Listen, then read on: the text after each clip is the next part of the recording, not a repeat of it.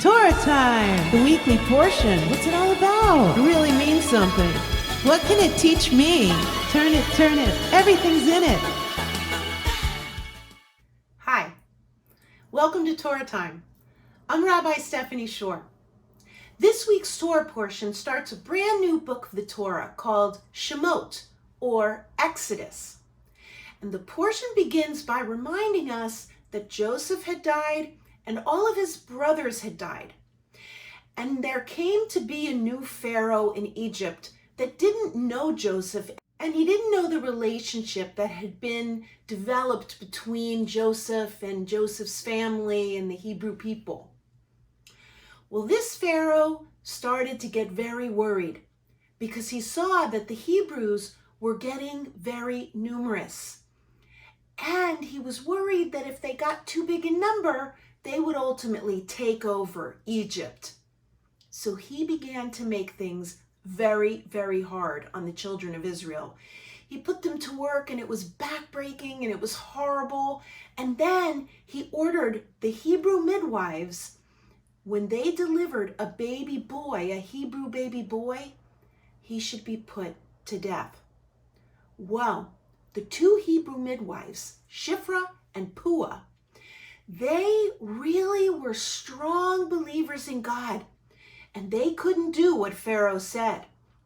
And when Pharaoh questioned them, "Why haven't you done what I said?"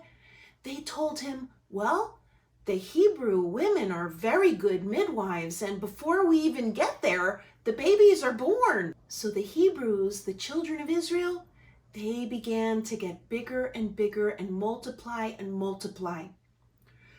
Well, one time, a baby boy was born, and his mother tried to hide him for about 3 months, but when she couldn't hide him anymore, she put him in a basket, and his sister brought him to the River Nile.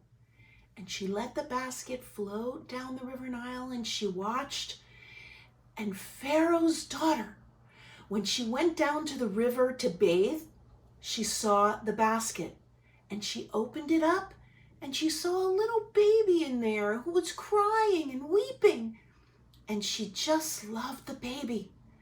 And so ultimately, she named this baby Moses. And Moses grew up in the palace with Pharaoh. And ultimately, this little baby, she named Moses. And Moses grew up in the palace. And when he got older, he was walking around and he saw how the children of Israel had to work so hard. And he saw this Egyptian taskmaster hitting a Hebrew. Well, Moses got so angry that he went and he struck the taskmaster, and the taskmaster died. Well, Moses, being so afraid of what he had done, he ran away. And he ran away because he knew Pharaoh would be after him and want to kill him. So he ran to a place called Midian, and there he met Jethro. And Jethro had a daughter named Zipporah, and Moses and Zipporah got married, and they lived with Jethro. Now Jethro had flocks, and so Moses became a shepherd. And he would shepherd to his flocks, and he was in the pasture, and one day he saw something quite unusual. I bet you know what it is. He saw a bush burning, but something very interesting was happening to the bush. It wasn't being consumed. So the bush is burning, but the bush is staying intact. And then Moses hears a voice, and it says, "Moses, Moses." And the voice asks him to take his shoes off because he's on holy ground. And Moses comes closer. And what does Moses say?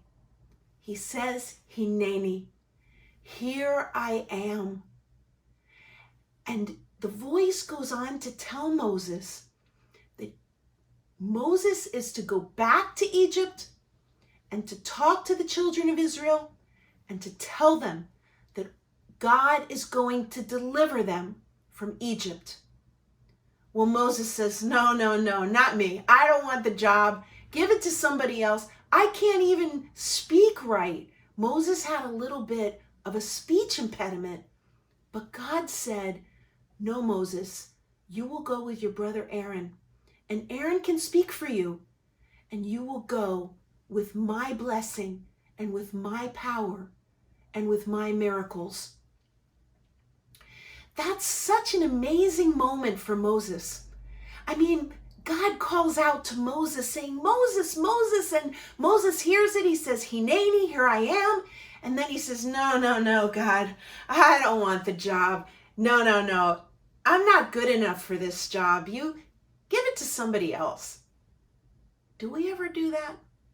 Do we ever think to ourselves, oh, I'm not good enough for this. I won't be able to do this, whether it's a test at school or a challenge with sports or something that comes up in your life that you say, oh, this is too hard. I can't do that. But we can. We can when we say to God, Hineni, here I am. I am ready. I am willing. I am giving myself to you, God, as a humble servant. A humble servant? What does that mean?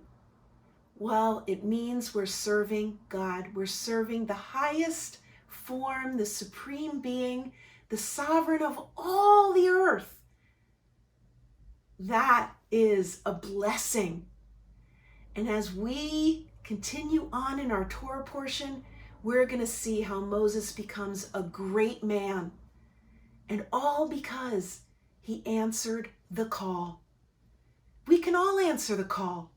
Every morning we're given the opportunity to rise up and say, today I will live in service to God. Well, that's our Torah time for today. Thanks for stopping by. Shalom. Torah time, the weekly portion. What's it all about? It really means something. What can it teach me? Turn it. Everything's in it.